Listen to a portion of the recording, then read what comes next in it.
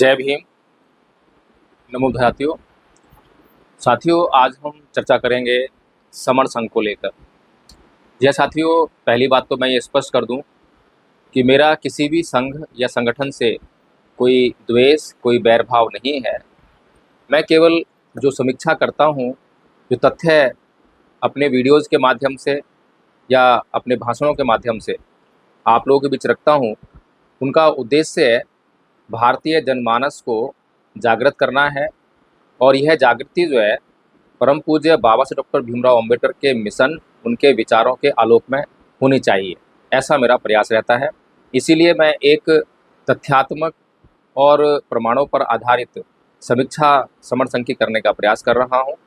Summer संघ जो कि 10 नियमों पर आधारित होने का दावा करते हैं, उसको वो 10 गोल्डन रूल्स के नाम से जो है कहते हैं। तो ये जो 10 नियम हैं, इन 10 नियमों की ही हम व्याख्या करने का प्रयास करेंगे, उनको समझने का प्रयास करेंगे कि समण संघ की जो है दिशा किस तरफ है।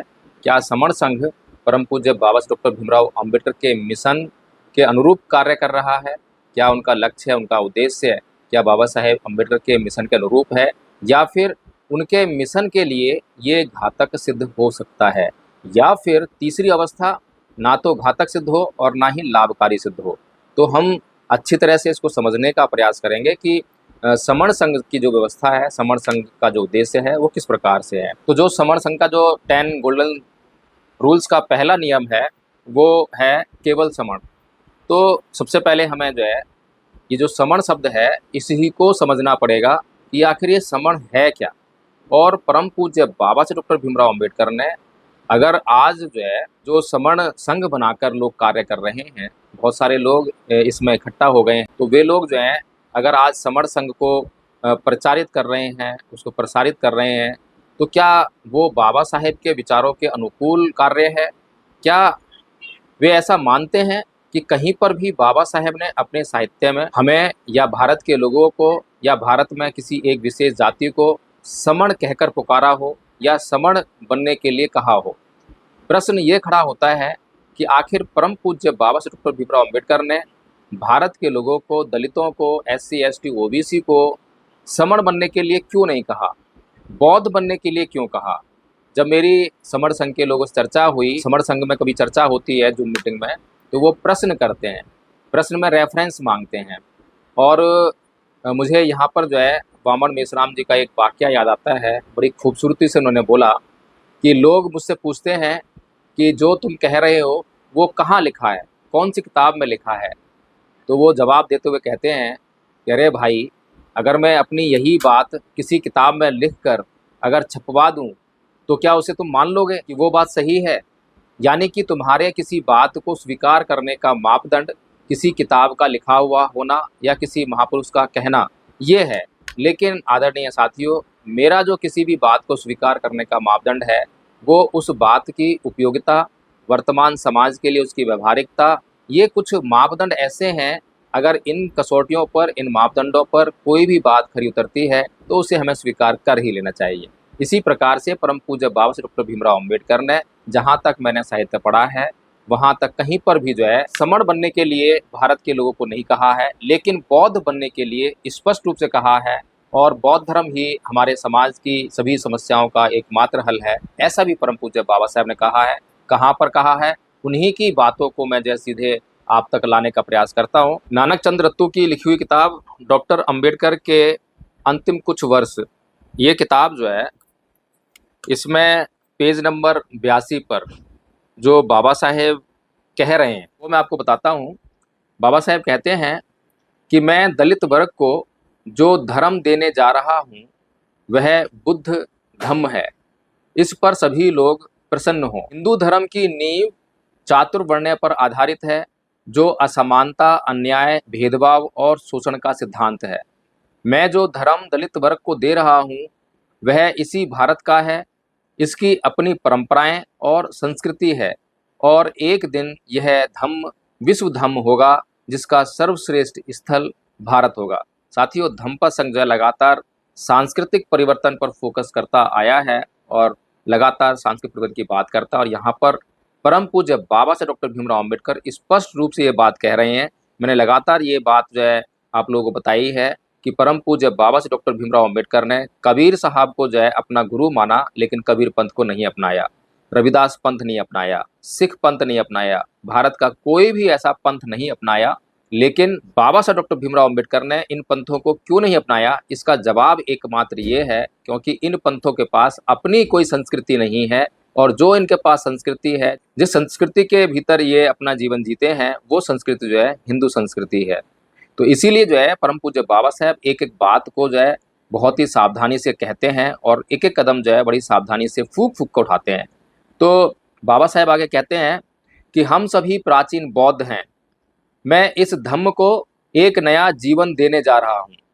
इस धम्म को ग्रहण कर हम विश्वव्यापी धम्म के एक भाग हो जाएंगे, इंटरनेशनल हो जाएंगे।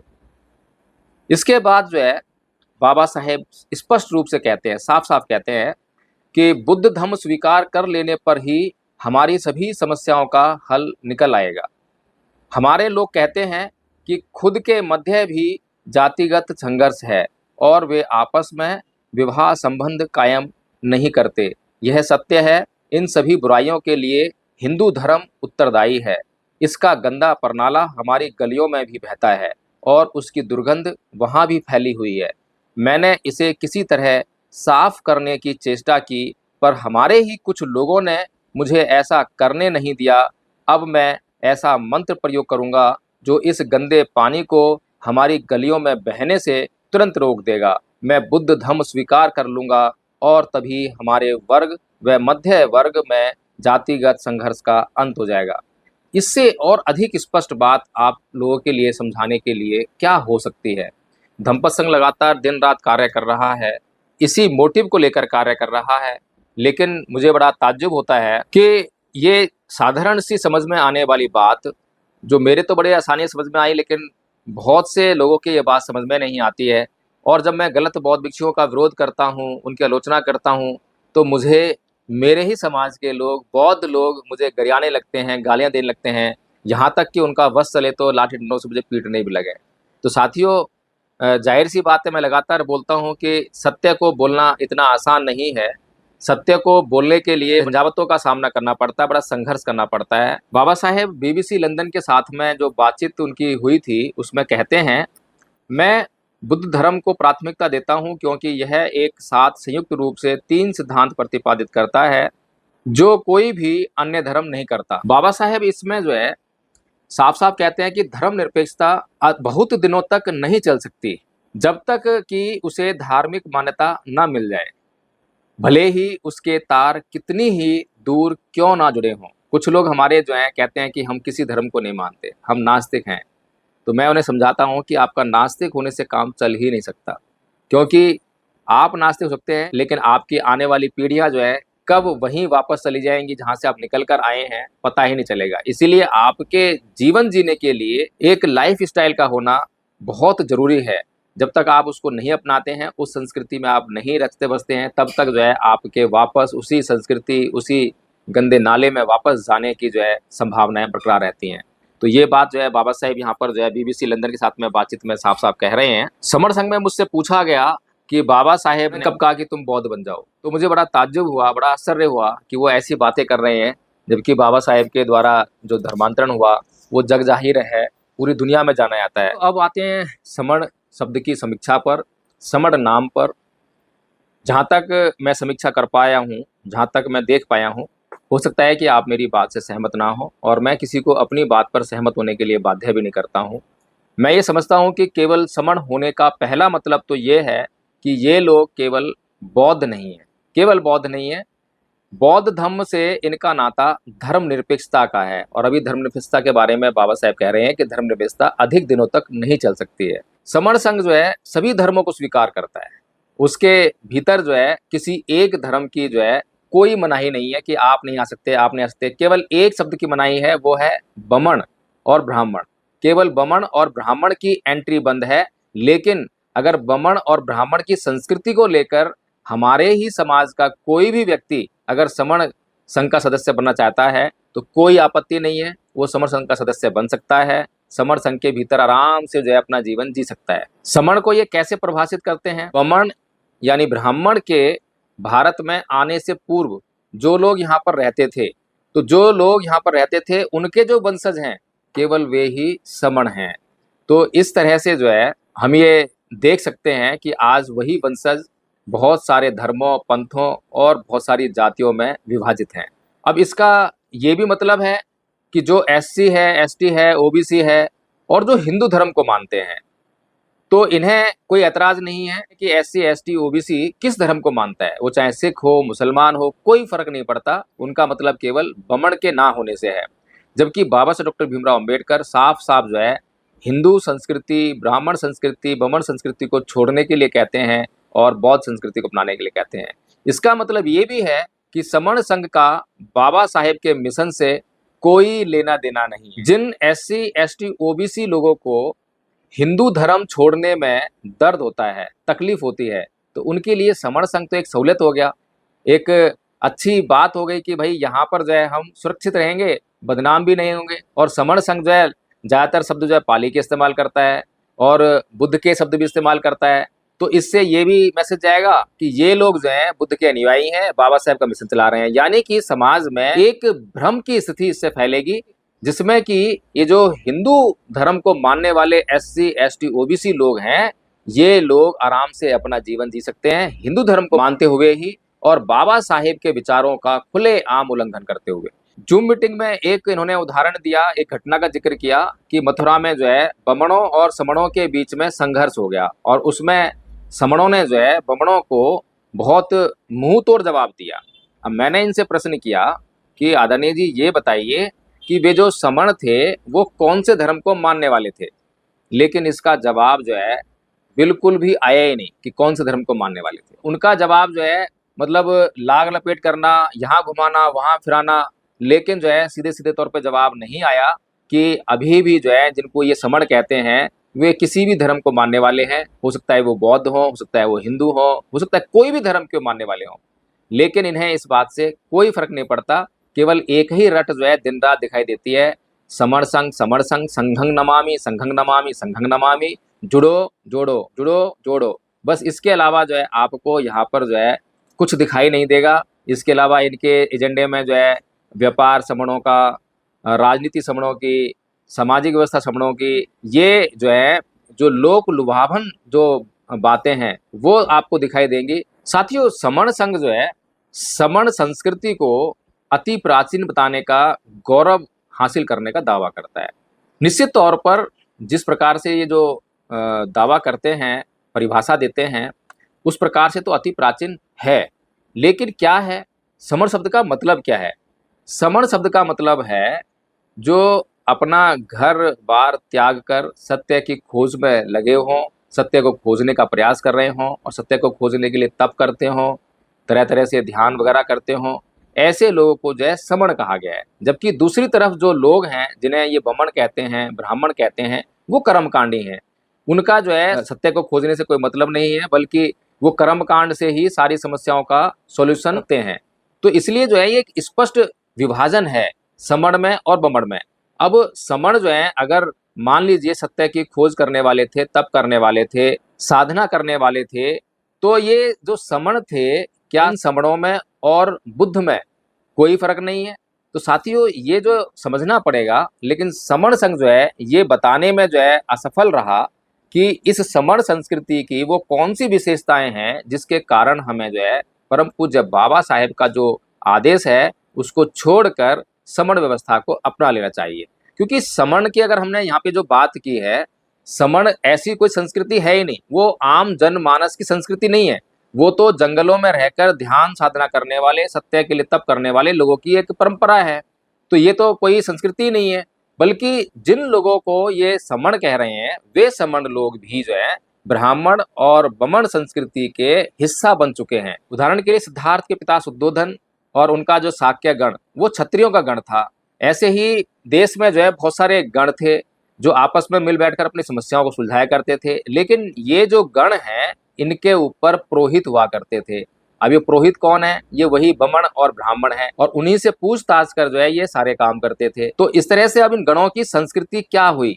क्या इन गणों की संस्कृति वही नहीं हुई कर्मकांड करने की, ब्राह्मणों की बात मानने की? तो ये जो सारा भारत जो है, जब कभी भारत के भीतर ब्राह्मण आए होंगे, उस समय कुछ सांस्कृतिक विशेषताएं रही होंगी, लेकिन इतने लंबे समय तक बमणों और ब्राह्मणों के यहाँ पर रहने के बाद वो संस्कृति जो है मिली जुली संस्कृति हो गई। जैसे कि जब तक मुसलमान इस देश में नहीं आए थे तो एक अलग तरह की संस्कृति इस देश की थी, लेकिन जब मुसलमान यहाँ पर आए, अरब यहाँ पर आए, तो वो अपनी संस्कृति को भी लेकर आए। तो आज आपको जो है एक मिली जुली भारत की संस्कृति देखने को मिलती है, जिसको ना तो आप पूरी तरह हिंदू संस्कृति कह सकते हो, ना आप उसको मुस्लिम संस्कृति कह सकते हो, चाहे कुछ कम हो चाहे ज़्यादा हो। तो इस प्रकार से साथियों, भगवान बुद्ध से पहले जो भी संस्कृति थी वो बमण संस्कृति और ब्राह्मण संस्कृति थी। इसके अलावा जिसको ये समण संस्कृति कहने का दावा करते हैं, वो समण परंपरा है। वो जो है परिव्राजकों की, गृह त्यागियों की, सत्य की खोज करने वालों की, तप करने वालों की परंपरा है।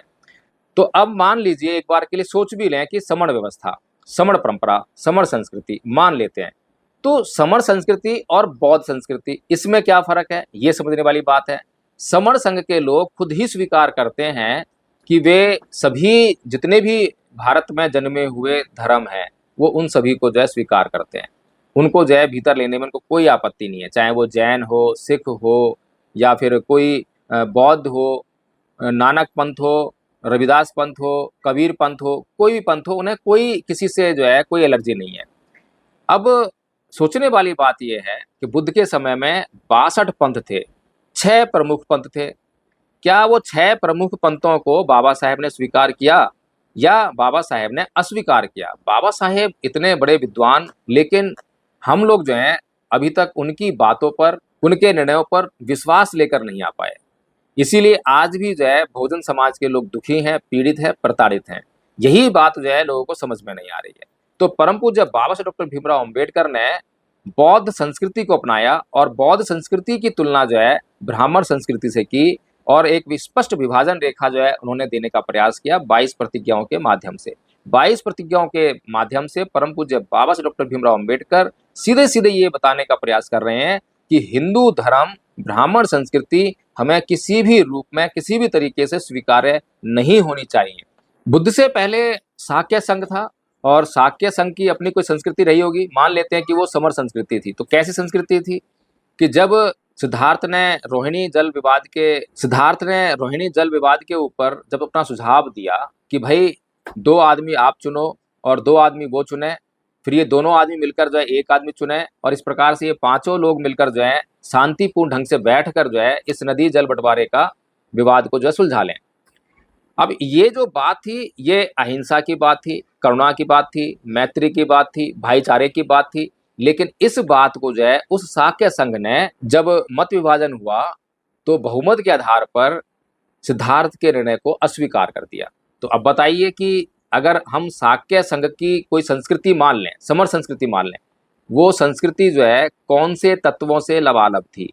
क्या वही ब्राह्मण संस्कृति जो हमारे चित्त को जो है प्रदूषित करने का काम करती है, हमारे चित्त में हिंसा, द्वेष, घृणा भरती है, क्या उसी से वो लोग जो है लबालब नहीं थे? क्या बुद्ध से पहले जितनी भी संस्कृतियां थी, चाहे वो भारत की कोई संस्कृति क्यों ना रही हो, क्या वो हिंसात्मक प्रवृत्ति की संस्कृतियां नहीं थी? तो इसीलिए जो है बुद्ध के बाद जो है पूरे संसार के लिए, जो संसार अभी तक हिंसा से ही जीने की भाषा समझता था, अहिंसा को जानता भी नहीं था, पहली बार भगवान बुद्ध के बाद ऐसा हुआ कि बुद्ध ने ये दुनिया को बताने का काम किया कि हम अहिंसा का पालन करते हुए भी अच्छा सामाजिक जीवन जी सकते हैं। ये जो भगवान बुद्ध से पहले जितनी भी संस्कृतियां थीं, या बमर संस्कृति, ब्राह्मण संस्कृति, उसके और बुद्ध संस्कृति के बीच में एक स्पष्ट विभाजन रेखा है, और वो है चित्त के विकारों की। चित्त के विकारों को ईंधन देने का काम जो संस्कृति करती है, उसे आप आंख बंद करके सबसे पहले बमण संस्कृति कह सकते हैं, ब्राह्मण संस्कृति कह सकते हैं। और जो संस्कृति आपके चित्त के विकारों में जो ईंधन है उसको बाहर निकालने का या उसको खत्म करने का जो काम करती है, और चित्त को परिशुद्ध करने का काम करती है, और आपको जो है निर्वाण का लक्ष्य देती है, तो वो संस्कृति आप आंख बंद करके बुद्ध संस्कृति कह सकते हैं। तो इसीलिए आदरणीय साथियों, बौद्ध संस्कृति और बमण संस्कृति, ब्राह्मण संस्कृति के बीच में एक स्पष्ट विभाजन रेखा है। वहीं पर जो है समण संस्कृति की कोई अपनी संस्कृति नहीं है। समण संघ जो है ये बताने में बिल्कुल फेल रहा है कि उनकी क्या संस्कृति थी, उनकी संस्कृति क्या विशेषताएं थी, केवल 10 नियमों को जो है रोज जो है ये लोग बोलते हैं और संघं नमामि संघं नमामि संघं नमामि, जबकि जो है हमें जो कहा गया है बुद्धं नमामि, धम्मं नमामि और संघं नमामि, इसका स्पष्ट अर्थ है। और संघ तो जो है चोर डाकुओं का भी होता है, गलत लोगों का भी होता है, संघं नमामि नहीं हो सकता है जब तक कि उसके साथ बुद्ध और धम्म ना लग जाए। बुद्ध ही है जो धम्म को प्रकाशित करते हैं और धम्म ही है जिसके ऊपर चलकर कोई भी संघ जो है शुद्ध बनता है, व्यवहारिक बनता है, सामाजिक बनता है, उपयोगी बनता है। इसीलिए जो है केवल संघं नमामि नहीं हो सकता है जब तक कि उसमें बुद्धं नमामि धम्मं नमामि साथ न लगा हो। तो इसलिए अब हमें समझ जाना चाहिए कि परम पूज्य बाबा साहब डॉक्टर भीमराव अम्बेडकर ने जो संस्कृति हमें देने का प्रयास किया, जिसकी हम चर्चा करते हैं, धम्म संघ जिसकी हमेशा जो है आपसे बात करता है, आपसे चर्चा करता है और आपको कोर्स के माध्यम से सिखाने का प्रयास करता है, वो संस्कृति जो है बमण संस्कृति यानी ब्राह्मण संस्कृति जो एक बीमारी थी समाज के लिए, उसका बिल्कुल सही और सटीक इलाज है। तो इस तरह से हम कह सकते हैं साथियों कि समण संघ जो ये समण शब्द के माध्यम से जो संघ चला रहे हैं, मेरी आपत्ति नहीं है कि कोई संघ चला रहे हैं, संघ चला रहे हैं। मेरी आपत्ति केवल इतनी है कि वे जाने अनजाने जो है अगर वो बौद्ध धर्म के लिए ही काम नहीं कर रहे हैं और किसी भी संस्कृति को अपने भीतर इंडक्ट करने के लिए वो स्वतंत्र हैं, तो फिर कहीं ना कहीं वो अपने ही संघ के भीतर अपने ही दुश्मन की संस्कृति को पालने पोसने का काम कर रहे हैं। तो साथियों, इस वीडियो में केवल जो समण शब्द जो 10 गोल्डन रूल्स हैं समण संघ के, उसके ऊपर चर्चा की है। अगली वीडियो में जो है दूसरे रूल पे चर्चा करेंगे कि उनका जो दूसरा नियम है वो कितना कारगर है, कितना व्यवहारिक है। तो साथियों, अगर आपको ये वीडियो पसंद आया हो तो इसको आप लाइक करें, शेयर करें और कमेंट करके बताएं कि क्या वास्तव में आप समझते हैं कि परम पूज्य बाबा साहब डॉक्टर भीमराव अम्बेडकर ने हमें बौद्ध बनने के लिए कहा है या समण बनने के लिए कहा है। क्या आपको लगता है कि समण कोई संस्कृति है या समण कोई संस्कृति कभी रही होगी, और क्या बौद्ध संस्कृति जो है बमण संस्कृति का इलाज है या जवाब है? जय भीम, नमो।